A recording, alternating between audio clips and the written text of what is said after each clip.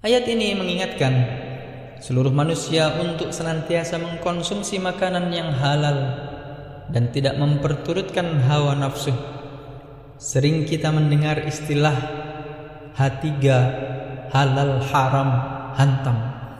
Ini merupakan bentuk kerakusan dan kemauan setan yang kita semua dilarang untuk mengikutinya. Dalam ayat ini ditegaskan bahwa jika kita memperturutkan hawa nafsu dengan memakan apa saja, kita sama saja telah mengikuti langkah-langkah setan yang merupakan musuh nyata bagi manusia. Hadirin rahimakumullah.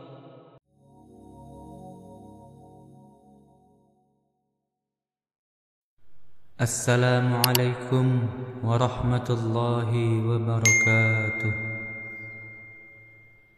Innal hamdalillah nahmaduhu wa nasta'inuhu wa nastaghfiruh wa na'udzu billahi min shururi anfusina wa min sayyiati a'malina may yahdihillahu fala mudilla lahu wa man yudlil fala hadiya lahu. Asyhadu an la ilaha illallah wa asyhadu anna Muhammadan 'abduhu wa rasuluh. Allahumma shalli wa sallim ala sayyidina Muhammad wa ala alihi wa ashabihi wa man tabi'ahum bi ihsanin ila yaumiddin. Ya ayyuhalladzina amanu taqullaha haqqa tuqatih wa la tamutunna illa wa antum muslimun. Ya ayyuhan nasu taqu rabbakum alladzi khalaqakum min nafsin wahidah wa khalaqa minha zawjaha wa batha minhuma rijalan katsiran wa nisaa'a wattaqullaha alladzi tasaaluna bihi wal arham innallaha kana 'alaikum raqiba.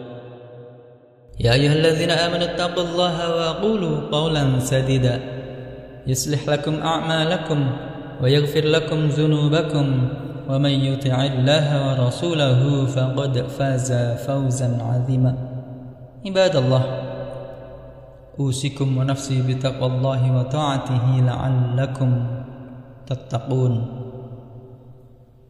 Hadirin jamaah Jumat rahimakumullah, menjadi keniscayaan bagi kita semua untuk menguatkan ketakwaan kita kepada Allah Subhanahu wa taala agar kehidupan kita senantiasa sesuai dengan syariat dan ajaran agama.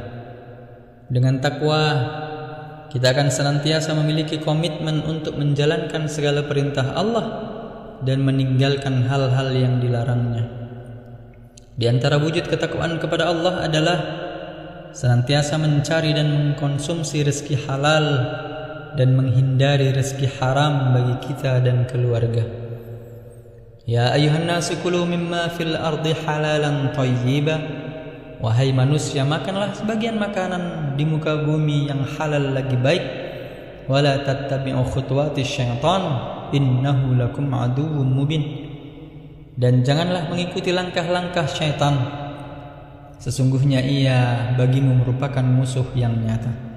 Ayat ini mengingatkan seluruh manusia untuk senantiasa mengkonsumsi makanan yang halal dan tidak memperturutkan hawa nafsu.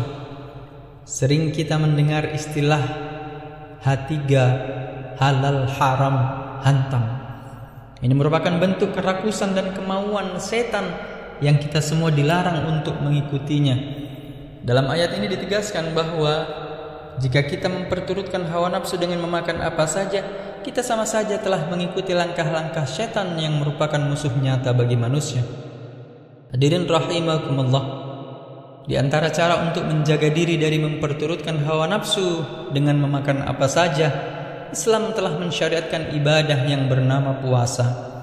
Selain puasa-puasa sunnah yang dapat dilakukan setiap saat, Islam pun mewajibkan umatnya untuk beribadah sebulan penuh, yakni bulan puasa di bulan Ramadan.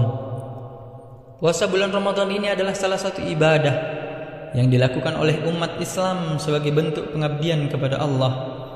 Selain meningkatkan ibadah, puasa Ramadan juga mengajarkan untuk lebih memperhatikan aspek kehalalan, kesehatan dan nutrisi dari makanan yang kita konsumsi. Oleh karena itu, dalam khutbah ini khatib ingin menyampaikan materi tentang pentingnya makanan halal, khususnya pada bulan Ramadan. Hadirin rahimakumullah, sebagai seorang muslim kita harus memahami bahwa makanan halal memegang peranan yang sangat penting dalam kesehatan dan keberkahan hidup kita.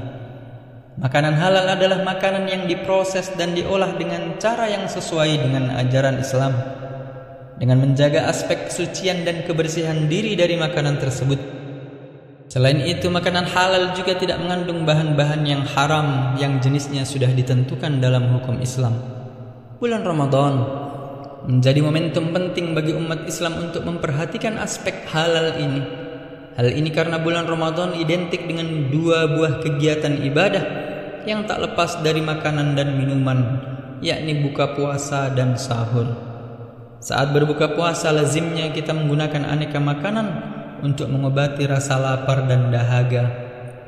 Tidak jarang kita makan berbagai jenis makanan sampai sering merasa kekenyangan. Begitu juga waktu sahur.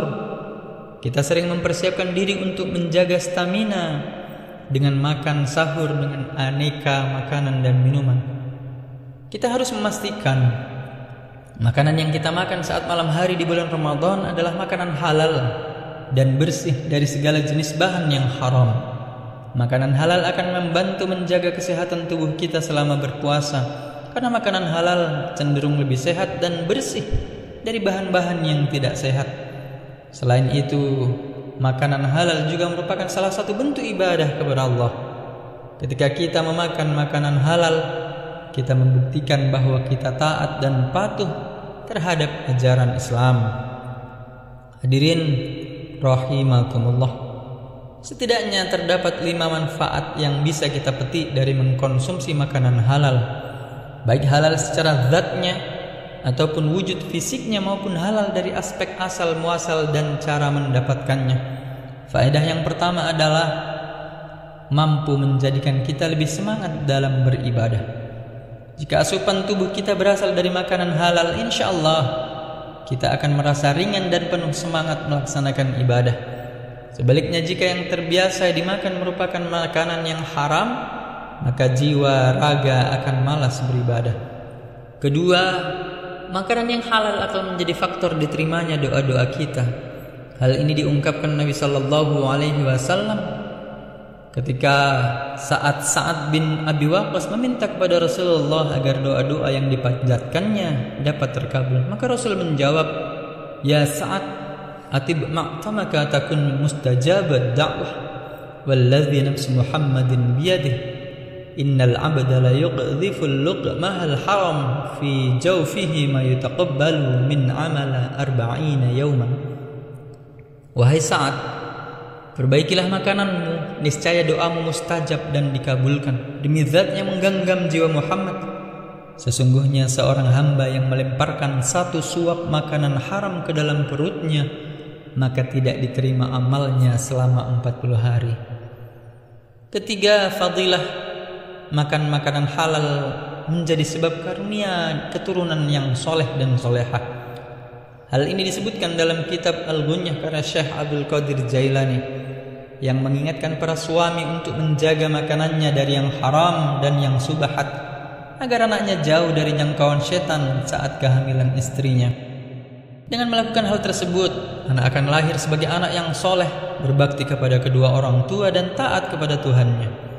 Semua itu karena berkah menjaga makanan dari yang haram dan subahat. Fadilah keempat, makanan halal bisa menjernihkan hati kita yang bisa melebur segala penyakit hati serta dapat memunculkan jawaban atas segala kegundahan yang dialami. Dalam sebuah hadis dikatakan, barang siapa yang memakan makanan halal selama 40 hari, maka Allah akan menerangkan hatinya dan akan mengalirkan sumber-sumber ilmu hikmah dari hatinya pada lisannya. Kelima, fadilah makanan halal yakni mampu menjadi obat dari berbagai penyakit lahiriah dan batiniah. Kalau saja kami memiliki 1 uang dirham dari yang halal, tentu akan kami belikan gandum yang akan kami tumbuk dan kami sajikan untuk kami. Setiap orang yang sakit, yang dokter tidak mampu mengobatinya, maka kami obati dengan gandum yang kami dapatkan dari uang halal. Lalu ia pun sembuh dari penyakitnya saat itu juga. Hadirin rahimakumullah, dengan mengetahui faedah dari makanan halal ini, maka sudah seharusnya kita senantiasa memperhatikan asupan makanan kita saat berbuka dan sahur.